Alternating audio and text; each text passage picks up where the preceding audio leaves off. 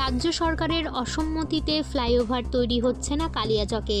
এই অভিযোগ তুলে মোথাবাড়িতে প্রতিবাদ মিছিল ও পদযাত্রা করল মালদা জেলা ছাত্র পরিষদ।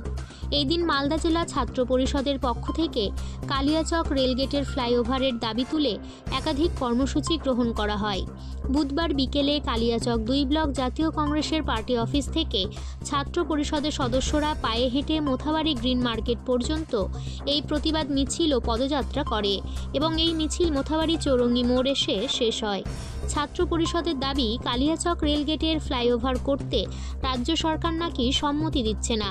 মূলত এই দাবি সামনে রেখেই এই দিন ছাত্র পরিষদের তরফে এই প্রতিবাদ মিছিলে উপস্থিত ছিলেন মালদা জেলা পরিষদের সদস্য সায়েম চৌধুরী ওরফে বাবু চৌধুরী, পশ্চিমবঙ্গ রাজ্য ছাত্র পরিষদের প্রাক্তন সম্পাদক আসিফ শেখ সহ অন্যান্য ছাত্র পরিষদের সদস্যরা।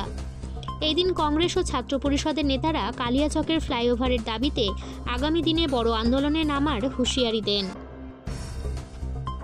আন্দোলন হচ্ছে ছাত্র পরিষদের তরফ থেকে ছাত্রদের যে কলেজ যেতে গিয়ে যে রেলগেটে যে বিভিন্ন সমস্যার মুখে পড়তে হচ্ছে, সেই নিয়ে আজকে আমাদের মালদা ছাত্র পরিষদের পক্ষ থেকে এই আন্দোলন করা হয়েছে।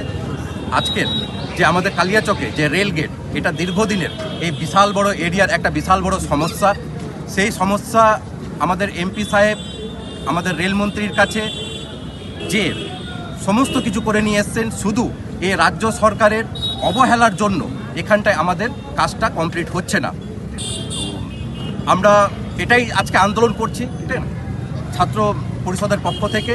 এখানটায় আমাদের ছাত্র পরিষদের বিভিন্ন নেতা, বিভিন্ন ব্লক, ডিস্ট্রিক্ট সমস্ত নেতা উপস্থিত আছেন।